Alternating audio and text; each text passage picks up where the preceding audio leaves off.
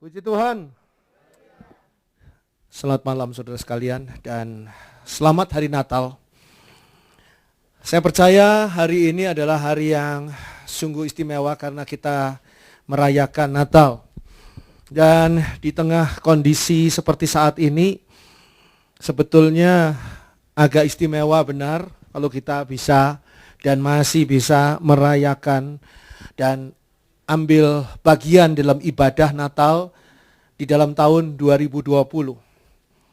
Ada teman saya yang bukan orang Kristen bertanya pada saya tadi siang. Bertanya begini, sebetulnya Natal itu sebuah perayaan atau suatu ibadah? Kenapa kok Natal seringkali dihubungkan dengan perayaan? Saya mengatakan kepada teman saya ini satu kesempatan yang baik untuk menjelaskan kepadanya, mengapa Natal bersuasana gembira? Mengapa Natal bersuasana selebrasi? Bersuasana perayaan? Mungkin tidak sama dengan Idul Fitri. Karena kalau Idul Fitri adalah merayakan hari kemenangan. Sedangkan Natal ini justru adalah soal hadiah yang luar biasa yang datangnya dari Allah. Kita ini mendapatkan hadiah yang luar biasa yang datangnya dari Allah. Itu sebabnya kita selebrasi, kita merayakannya, kita gembira. Lampu-lampu banyak dinyalakan. Dan juga lagu-lagu Natal gegap gembira gitu ya. Wah, luar biasa, semuanya bernada gembira, tidak ada yang bernada sedih. Hiasan-hiasan Natal dimanapun juga menunjukkan kegembiraan. Kenapa gembira? Karena kita mendapatkan hadiah yang luar biasa dari Allah. Hadiah itu bukan upah loh. Kalau upah itu ada sesuatu yang saudara kerjakan dan sudah diakui oke, baik, dan saudara mendapat upah, itu upah. Hadiah itu juga bukan seperti piala, medali, ataupun piagam juara. Saudara sudah melangsungkan sebuah pertandingan dan saudara berhasil memenangkan pertandingan itu sehingga saudara layak mendapatkan piala atau medali atau piagam juara. Hadiah itu juga bukan sebuah tanda jasa. Orang harus berjasa dulu baru mendapatkan tanda jasa. Apapun juga bentuk tanda jasa itu. Hadiah itu juga bukan ucapan terima kasih. Kalau ucapan terima kasih itu ada sesuatu yang sudah dilakukan oleh seseorang dan orang itu yang menerima apa yang dilakukan oleh orang tadi merasa luar biasa apa yang sudah diberikan ini sehingga mengucapkan ucapan terima kasih. Saya perhatikan bahwa hadiah adalah suatu pemberian. Pemberian yang tidak harus didasari oleh suatu alasan atau suatu latar belakang tertentu. Saudara boleh memberi hadiah kepada siapapun juga. Saudara boleh memberi hadiah kepada saya tanpa alasan apa-apa. Kalau hadiah ulang tahun berarti ada alasannya. Karena ulang tahun maka diberi hadiah. Atau karena ada hubungannya dengan hal-hal lain. Tapi kalau hadiah ini atau saudara memberikan hadiah kepada anak saudara yang berhasil lulus sekolah. Karena kelulusannya. Itu sebetulnya adalah seperti sebuah piagam atau medali atau piala. Tapi hadiah tidak harus didasari oleh alasan tertentu. Mungkin ada gerakan di dalam hati yang ingin memberikan sesuatu kepada seseorang. Sebab itu hadiah ini bisa berupa sebuah karunia. Tidak pernah diminta. Saya mengatakan kepada seseorang yang mungkin hari ini juga menyaksikan lewat live streaming. Kenapa kamu memberi hadiah ke saya? Saya tidak ulang tahun. Loh kan Natal. Saya tanya kepada dia, kenapa Natal harus memberi hadiah? Saya tanya kepada dia. Ya saya ingin memberi hadiah. Saya ingin memberi, tapi saya tidak memberi kepada kamu loh. Saya mengatakan begitu, saya tidak bisa membalas, memberikan hadiah kepadamu. Ya nggak apa-apa dia bilang. Karena hati saya memang ingin memberi. Jangan sampai keinginan saya memberi ini membuat kamu membuat saya maksudnya menjadi berat dan saya terbeban untuk membalas pemberian itu. Dan pemberian saya itu jelas tidak tulus. Karena apa? Karena seolah-olah saya mau membalas hadiah yang sudah diberikan oleh orang tadi. Tapi dia tulus memberikannya hadiah itu kepada saya. Sifatnya karunia. Karunia ini kalau kita pelajari, sebetulnya tidak ada alasan apa-apa untuk memberi maupun menerima karunia. Jadi ketika kita bertanya, kenapa Tuhan kami kok mendapat karunia ini. Karunia hadiah yang luar biasa di hari Natal dari Allah yang maha besar pencipta langit dan bumi. Kenapa? Siapa kami ini sehingga kami mendapat karunia yang luar biasa ini? Tidak ada jawabannya. Ini adalah sebuah keputusan yang terjadi di dalam hati orang yang memberi, pihak Allah yang memberi. Ini keputusan. Keputusan di dalam hatinya. Dan alasannya apa? Misterius. Itu hadiah. Sehingga jangan pernah kita tuh seolah-olah mencari jawaban untuk karunia ini. Lalu nanti kita membuat sosok yang lain, yang kita buat kondisikan sama dengan diri kita yang pantas menerima hadiah, menerima karunia, sehingga nanti Allah Bapa yang di surga memberi karunia juga kepadanya. Tidak harus. Oleh sebab itu kita baca pada malam hari ini satu ayat yang sudah saudara kenal, Yohanes 3 ayat 16. Mari. Yohanes 3 ayat 16. Yohanes 3 ayat 16.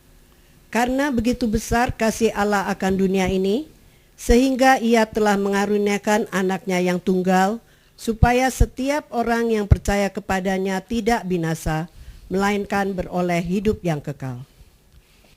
Ayat ini sesungguhnya ayat yang merupakan pusat dari Alkitab yang tebal ini.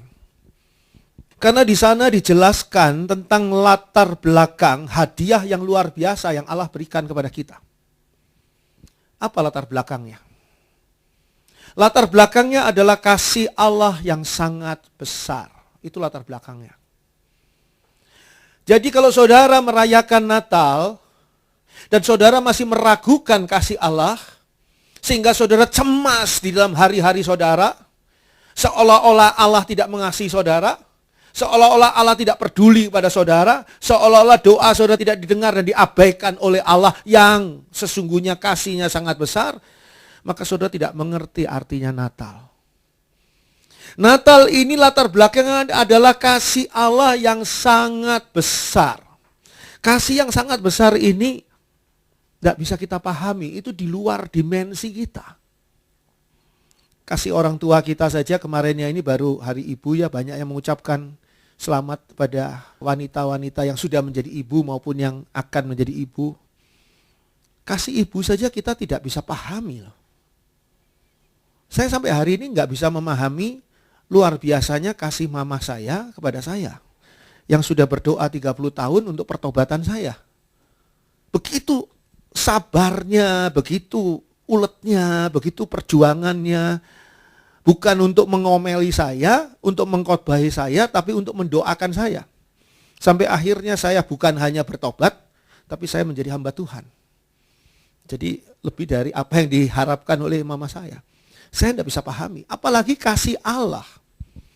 Yohanes 3 ayat 16 di sini menjelaskan kepada kita, karena begitu besar kasih Allah akan dunia ini. Itu dasarnya. Itu latar belakangnya. Tindakan Allah adalah memberi. Jadi kita baca di sana. Karena begitu besar kasih Allah akan dunia ini sehingga ia telah mengaruniakan. Jadi dasarnya hadiah yang luar biasa ini adalah kasih yang besar sehingga mengaruniakan.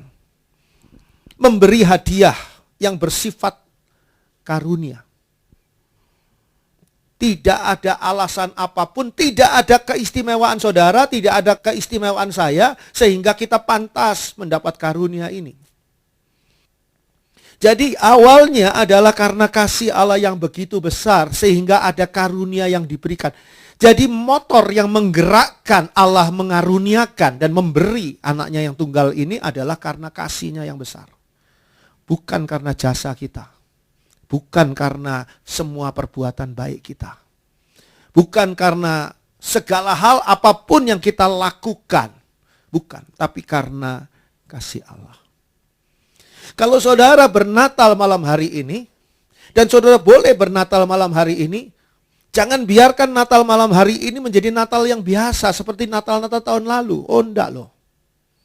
Sekarang ini adalah Natal istimewa yang tidak pernah terjadi di dalam hidup kita di tahun-tahun lalu. Kenapa? Karena Natal ini di tengah pandemi. Strateginya macam-macam. Ada lockdown, strategi PSBB. Sekarang ini Kota Bandung sudah tidak PSBB. Kota Bandung saat ini adalah adaptasi kebiasaan baru, AKB. Adaptasi kebiasaan baru. Apa artinya? Artinya kebiasaan saudara saat ini yang dulu tidak pernah ada, yaitu pakai masker lah, cuci tangan yang sering lah, berjarak lah, tidak berjabatan tangan, tidak pelukan dan sebagainya. Ini merupakan kebiasaan baru. Artinya apa? Ini akan berlanjut terus. Kebiasaan lama kemana? Udah enggak ada. Itu sebabnya masker ini akan kita butuhkan di dalam tahun 2021. Walaupun mungkin sudah ada vaksin yang masih dipertanyakan dan diperdebatkan. Kebiasaan baru ini mengubahkan hidup kita, bahkan mengubahkan budaya. Kita seluruh dunia punya satu budaya yang sama sekarang. Budaya yang seluruh dunia seragam. Yaitu tadi, masker, cuci tangan, berjarak dan sebagainya. Tapi walaupun memakai strategi seperti itu, COVID tetap ada. Jangan main-main, tetap ada. Orang yang tidak menduga bahwa akan terkena COVID, karena mungkin masih muda, mungkin dia adalah merasa dirinya sehat, itu bisa saja kena. Kenanya bagaimana caranya? Nggak ngerti, tapi bisa kena. Dan kita masih bisa bernatal, saudara sekalian, termasuk yang saat ini menyaksikan live streaming, masih bisa bernatal di tahun 2020 adalah karena kasih Allah yang besar. Amin. Karunia Allah yang luar biasa, yaitu malam hari ini kita bisa bernatal. Kalau sudah seperti itu, kita masuk kembali ke dalam kasih Allah yang besar. Karena kita masuk kembali dalam kasih Allah, dimensi kasih Allah yang besar, untuk memasuki tahun 2021 yang kita tidak tahu akan seperti apa jadinya. Akan makin burukkah? Atau makin baikkah? Kita tidak tahu. Kita tidak takut lagi. Karena apa? Kita berada di dalam kasih Allah yang besar. Saudara dan saya berada di dalam kasih Allah yang besar. Saudara dan saya tidak dibiarkan terombang-ambing, tergoncang-goncang, dipukul, dilempar dan sebagainya oleh situasi zaman. Nah, COVID ini bukan cuma soal virus, tapi bicara juga soal hantaman sektor perekonomian yang luar biasa. Dan ini adalah satu hal yang serius loh, ini serius. Banyak perusahaan besar yang tutup, banyak perusahaan besar yang mengurangi gerainya. Banyak perusahaan-perusahaan yang sudah tidak memperkerjakan pegawainya. Kalau saudara saat ini masih bisa belanja, ada dananya, itu karena kasih Allah. Saya ingin malam hari ini Natal kita tidak berkurang sukacitanya. Hanya gara-gara COVID. Enggak. Sukacita kita harus lebih luar biasa lagi karena ternyata kasih Allah menembus COVID.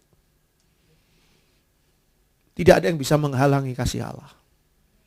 Kalau kita percaya itu dan kita hidup di dalamnya, maka kita mendapatkan karunia. Karunia ini adalah karunia yang luar biasa.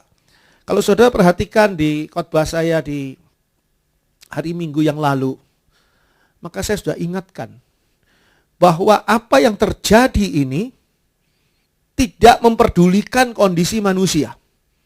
Sehingga Natal terjadi pada waktu Tuhan. Dan tidak peduli pada situasi manusia.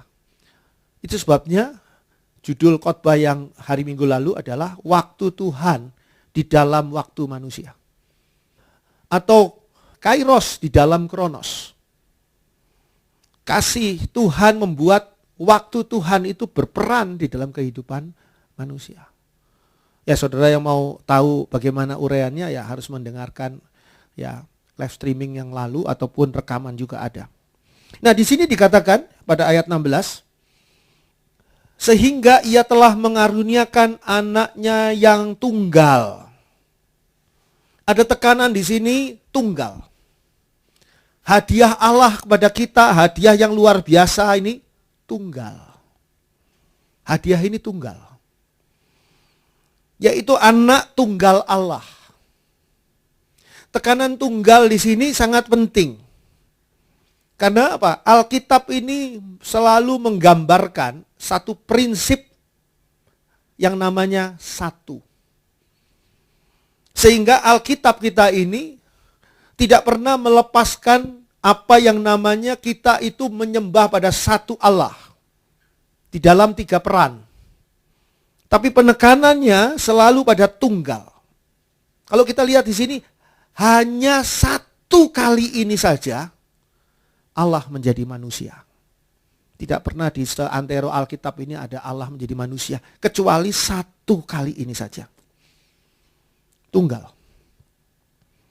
Dibutuhkan hanya satu korban penebus dosa yang berkenan di hadapan Allah. Tunggal. Tidak dibutuhkan penebusan dosa itu tiap tahun seperti zaman bangsa Israel. Tiap tahun harus menyembelih lagi dan sebagainya. Tidak dibutuhkan. Tunggal. Satu korban penebus dosa yang berkenan di hadapan Allah. Hanya ada satu kali ini saja Yesus harus mati di atas kayu salib untuk menebus dosa manusia. Satu, tunggal. Hanya satu kali ini saja Yesus bangkit. Yesus tidak bangkit berkali-kali. Satu kali Yesus bangkit untuk memberikan kehidupan bagi manusia yang bertobat, yang mau percaya kepadanya. Hanya satu kali Yesus naik ke surga untuk menyediakan tempat bagi saudara dan saya. Dan nanti hanya satu kali Tuhan Yesus turun untuk menjemput kita semua. Ini semua adalah menggambarkan kata tunggal. Sehingga di sini dikatakan mengaruniakan anaknya yang tunggal. Satu. Hanya satu ini saja jalan menuju Bapa. Jalan menuju surga. Hanya satu. Di dalam pengertian tunggal ini hanya satu iman saja yang dibutuhkan. Yaitu percaya kepada Tuhan Yesus Kristus. Untuk mendapatkan satu hidup yang kekal. Saudara tidak mendapatkan berkali-kali hidup yang kekal. Enggak. Begitu banyak versi hidup kekal. Enggak. Satu saja. Jadi dikatakan di sini.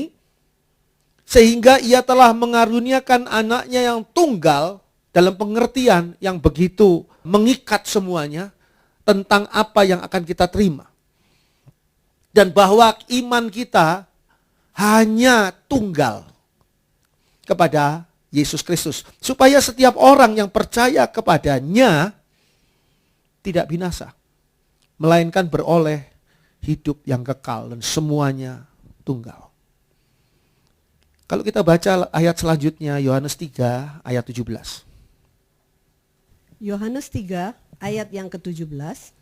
Sebab Allah mengutus anaknya ke dalam dunia bukan untuk menghakimi dunia, melainkan untuk menyelamatkannya oleh Dia. Misi Tuhan Yesus dari Allah yang dimulai dengan kelahirannya, Natal, jelas misinya. Adalah untuk menyelamatkan, bukan untuk menghakimi, bukan untuk menghukum. Ayat ini mengatakan begini, ayat 17. Sebab Allah mengutus anaknya ke dalam dunia bukan untuk menghakimi dunia, jelas. Melainkan untuk menyelamatkannya oleh Dia. Kapan ini? Ketika Yesus memulainya dengan kelahirannya, Natal. Sehingga sebelum masa Natal ini berakhir dengan kedatangan Tuhan Yesus kembali, maka keselamatan ini masih tersedia dengan luar biasa karena itulah misi Yesus. Tapi setelah kedatangannya kembali nanti, dia akan datang bukan sebagai bayi Natal, ingat. Dia akan datang sebagai hakim yang akan menghakimi dunia ini. Kalau di sini kita lihat menyelamatkan. Menyelamatkan dengan apa? Dengan satu cara. Dikatakan di sini pada ayat 17, sebab Allah mengutus anaknya ke dalam dunia bukan untuk menghakimi dunia, melainkan untuk menyelamatkannya. Perhatikan di sana, oleh Dia. Jadi tidak ada keselamatan lain di luar Yesus. Dunia boleh berkembang dengan pemikiran filsafatnya, mencoba untuk menyaingi akan jalan keselamatan yang tunggal ini. Manusia banyak yang dibingungkan, bahkan banyak hamba-hamba Tuhan sudah mulai kacau pemikiran teologianya. Tapi kalau kita kembali kepada kebenaran Alkitab, maka dengan jelas dikatakan di sini pada ayat 17, melainkan untuk menyelamatkannya oleh Dia. Satu cara, yaitu oleh Dia. Yaitu oleh apa? Oleh kelahirannya, oleh kematiannya, oleh kebangkitannya, oleh kenaikannya ke surga, dan oleh kedatangannya kelak kemudian hari. 5 unsur ini adalah unsur yang ada di dalam berita Injil. Yaitu tentang kelahirannya, tentang kematiannya, tentang kebangkitannya, tentang kenaikannya ke surga, dan tentang kedatangannya kembali. Ini paket lengkap dari kata yang disebut di sini, menyelamatkan oleh Dia. Sehingga kalau saudara tidak menerima paket lengkap ini, hanya percaya kepada beberapa bagian saja, saya percaya Yesus pernah lahir, saya percaya Yesus pernah mati, tapi saya tidak percaya Yesus pernah bangkit, maka saudara tidak akan mendapatkan apa yang dikatakan di sini, bahwa Tuhan Yesus datang menyelamatkan oleh Dia. Tidak. Karena tidak percaya pada sebagian apa yang dikatakan oleh berita Injil. Jadi kita perlu koreksi diri kita kembali di hari Natal. Natal ini mengawali apa? Nanti Yesus mati. Mengawali apa? Nanti Yesus bangkit. Mengawali apa? Nanti Yesus naik ke surga. Mengawali apa? Nanti Yesus akan datang kembali. Itu diawali dari Natal. Dan di Natal ini saatnya kita merenung dan bersuka cita, mengucap syukur oleh karena kasih Bapa yang begitu besar, sehingga kita mendapat karunia yang luar biasa di dalam Yesus Kristus yang menyelamatkan kita. Kita tadinya tidak ngerti apa-apa. Bahkan kita tidak mengerti bahwa dosa kita akan membawa kematian kekal. Tidak mengerti. Kalau tidak kita mempelajari apa yang ada di dalam firman Tuhan, baru kita paham. Saudara bisa bayangkan kalau seandainya saudara pahamnya itu nanti. Pada saat sudah ada di dalam neraka baru paham, oh dosa saya toh yang membuat saya begini, wah terlambat. Dan kenapa kok kita bisa pahamnya sekarang, tidak terlambat? Kenapa? Ini karunia Allah, ini karena kasih Allah. Bukan karena, karena saudara orangnya baik, saudara orangnya pinter, sehingga saudara sadar bahwa akan begini dan sebagainya. Saudara menyadari gerakan Allah di tengah-tengah alam semesta ini. Oh enggak. Bukan karena itu semua. Tapi karena kasih Allah yang memberikan karunia kepada kita untuk mengenal Yesus tepat pada waktunya, sehingga kita diselamatkan. Dan kita terus memahami, semakin dewasa rohani. Yohanes 3 ayat 18. Yohanes 3 ayat 18. Barang siapa percaya kepadanya, ia tidak akan dihukum. Barang siapa tidak percaya, ia telah berada di bawah hukuman, sebab ia tidak percaya dalam nama Anak Tunggal Allah.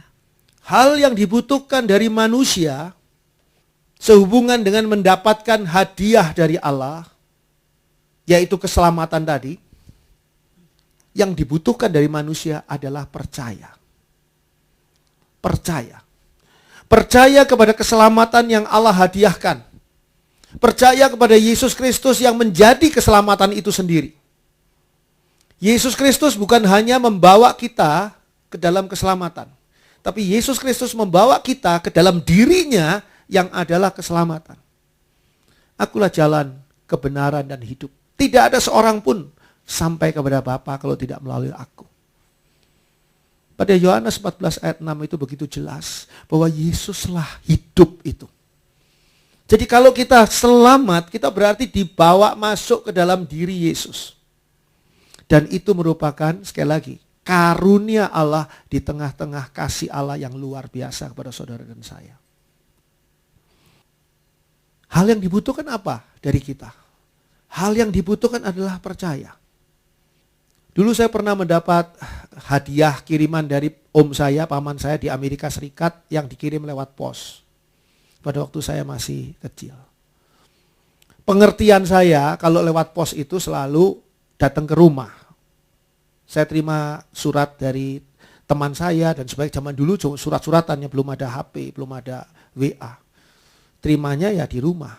Kenapa kiriman lewat pos ini tidak terima di rumah? Tapi harus mengambil di kantor pos. Saya rasa sampai sekarang juga masih ada aturan seperti itu. Kalau saya tidak mau mengambilnya, maka walaupun om saya tadi, paman saya mengirimkan hadiah dari luar negeri, saya tidak akan mendapatkannya. Harus ada tindakan saya untuk mengambilnya di kantor pos. Nah sekarang hadiah kiriman dari Allah, ada mekanisme untuk kita bisa memperolehnya. Ada banyak orang mengerti tentang Allah, tapi hidupnya tidak diberkati. Kenapa? Karena tidak mengerti bagaimana mekanismenya, caranya untuk menerima karunia dari Allah berupa berkat. Karunia dari Allah berupa berkat, karunia dari Allah berupa hadiah yang luar biasa ini adalah percaya. Kalau kita tidak percaya kepada hadiah yang luar biasa ini, dikatakan di sini, yang tidak percaya telah berada dalam kondisi dihukum. Ayat 18. Barang siapa percaya kepadanya, ia tidak akan dihukum. Barang siapa tidak percaya, ia telah, bukan akan, telah berada di bawah hukuman. Sebab ia tidak percaya dalam nama anak tunggal Allah. Dari ayat ini kita mengerti, saudara dan saya yang percaya kepada Yesus Kristus, dulunya termasuk di dalam orang yang tidak percaya. Dulunya termasuk di dalam orang-orang yang sudah berada di dalam hukuman. Sebab dikatakan di sini, barang siapa tidak percaya, ia telah berada di bawah hukuman. Saudara jangan mengira, oh itu orang lain tidak percaya, saya mah percaya. Oh, kita dulu juga tidak percaya. Kita dulu juga berada di bawah hukuman. Hanya saja karena kita percaya, maka kita dipindahkan dalam situasi yang luar biasa yang Allah berikan ke dalam situasi hidup, bukan situasi hukuman. Karena percaya menerima keselamatan, menerima hadiah yang luar biasa dari Allah. Tapi yang tidak percaya, mereka memang sudah ada di dalam hukuman dan tetap berada di dalam hukuman. Siapa mereka itu? Yang tidak percaya dalam nama anak tunggal Allah. Dapatkah nama Yesus diperdebatkan? Bisa. Ada banyak ahli seringkali memperdebatkan nama Yesus, istilah-istilah anak tunggal Allah, anak manusia dan sebagainya itu diperdebatkan habis-habisan. Boleh tidak? Sebagai ilmu boleh. Sebagai ilmu yang namanya teologi boleh. Tapi yang diminta oleh Alkitab adalah percaya. Hati-hati perdebatan-perdebatan itu membuat kalau kita terlibat di dalamnya, bisa-bisa kita tidak percaya loh. Karena kita termakan oleh analisa pikiran kita yang salah ketika memperdebatkan nama anak tunggal Allah. Kenapa kok Tuhan Yesus ketika memangku anak-anak dan mengatakan bahwa orang-orang seperti mereka ini, anak-anak kecil inilah yang memiliki kerajaan Allah? Karena mereka tidak berdebat loh. Saudara pernah lihat gak anak-anak kecil itu berdebat? Tentang tadi itu Pak Guru ngomong gini, oh gak bisa, itu salah, itu anak kelas 2 SD. Pernah saudara lihat itu? Enggak pernah. Dia terima saja.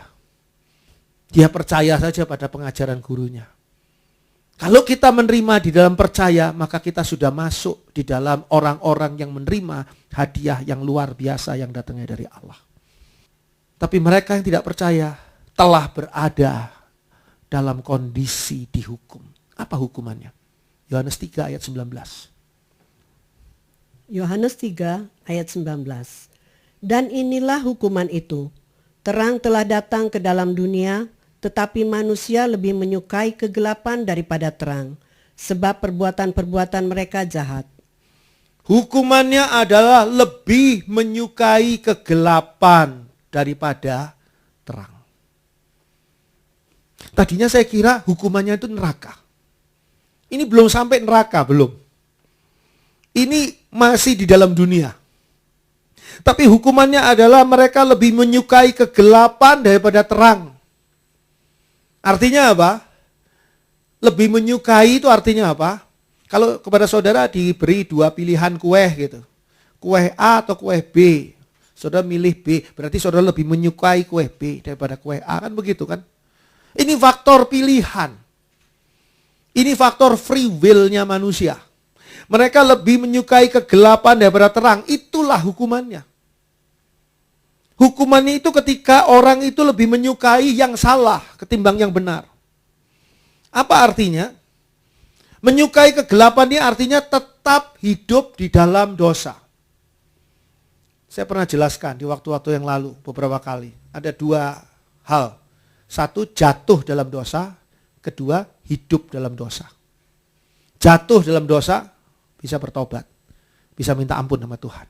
Tapi kalau hidup dalam dosa sulit ini.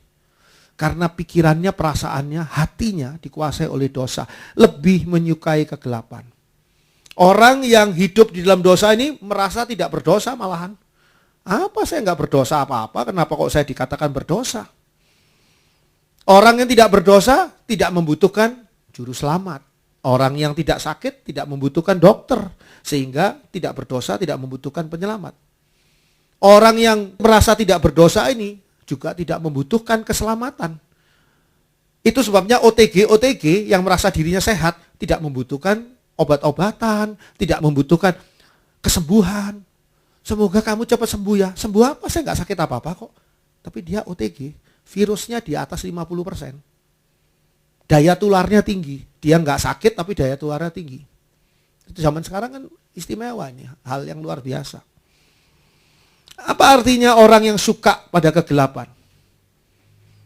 Orang yang suka pada kegelapan berarti tidak akan selamat. Tetap tidak akan selamat. Artinya apa? Dia tetap berada di dalam posisi terhukum. Ini adalah orang yang menyukai kegelapan. Kita tidak seperti mereka kalau kita sungguh-sungguh beriman pada Tuhan Yesus. Orang yang beriman pada Tuhan Yesus akan memilih hidup dalam terang. Artinya apa? Hidup dalam terang firman Allah. Jernih terang di hadapan mata Allah sekalipun. Semuanya hidup benar sesuai dengan apa yang Allah ajarkan kepada kita. Itulah Natal. Natal adalah menyambut hadiah yang luar biasa yang datangnya dari Allah. Untuk membuat kita bersatu dengan hadiah itu. Menyambut hadiah Tuhan Yesus Kristus. Untuk supaya kita bersatu dengan Tuhan Yesus Kristus itu. Dan masuk di dalam kasih karunia Allah yang tidak terbatas. Puji Tuhan, selamat Natal kepada kita semua. Puji Tuhan.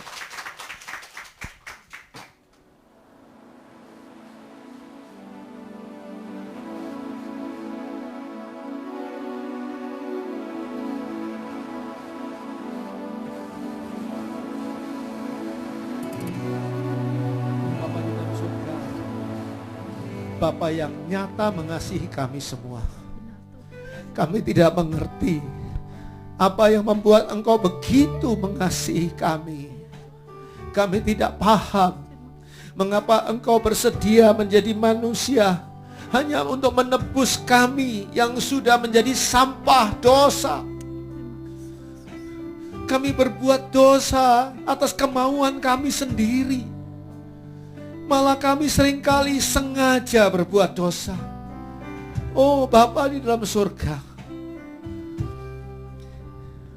di malam Natal ini kami merenungi akan kasih Allah yang begitu besar, sehingga kami menerima karunia, hadiah yang luar biasa yang datangnya dari Allah, yaitu anak tunggal Allah.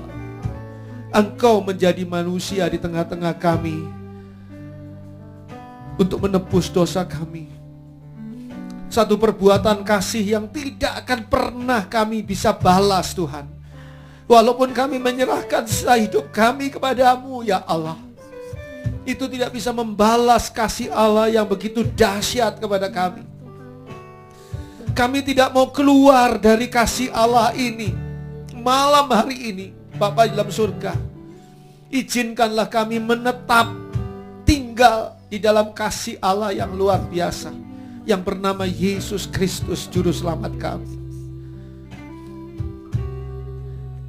Dunia begitu menjatuhkan kami dan mencelakai kami. Satu-satunya tempat yang membuat kami hidup adalah di dalam Engkau Yesus Juru Selamat. Dan malam hari ini kami mau memperbarui iman kami kepada Tuhan Yesus. Kami mau memperbarui iman kami, karena kami percaya Tuhan, Engkau sungguh mengasihi kami. Mulai sekarang kami akan hidup di dalam kasih-Mu terus menerus, sehingga kasih-Mu akan menahan kaki kami ketika kaki kami akan melangkah ke dalam langkah-langkah dosa. Kami tidak lagi mau hidup seperti yang lama.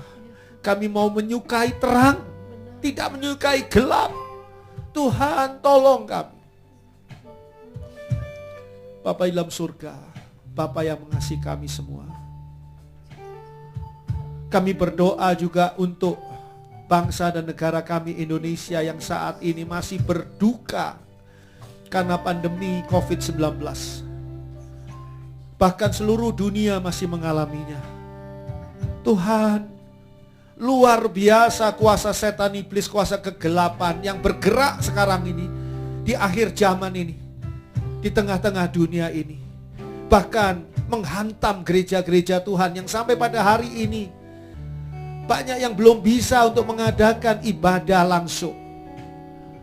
Tuhan, Bapa di dalam surga, kami serahkan kuasa COVID-19 ini ke dalam tangan-Mu ya Allah, yang maha kuasa pencipta langit dan bumi. Dan kami percaya kuasa Allah dapat mengalahkan kuasa COVID-19 ini. Kami berdoa bagi mereka yang terpapar, bagi mereka yang menderita, bagi mereka yang sudah ditinggal pergi oleh keluarga ataupun orang yang dikasihinya. Tuhan, kuatkanlah mereka, sembuhkanlah mereka Tuhan.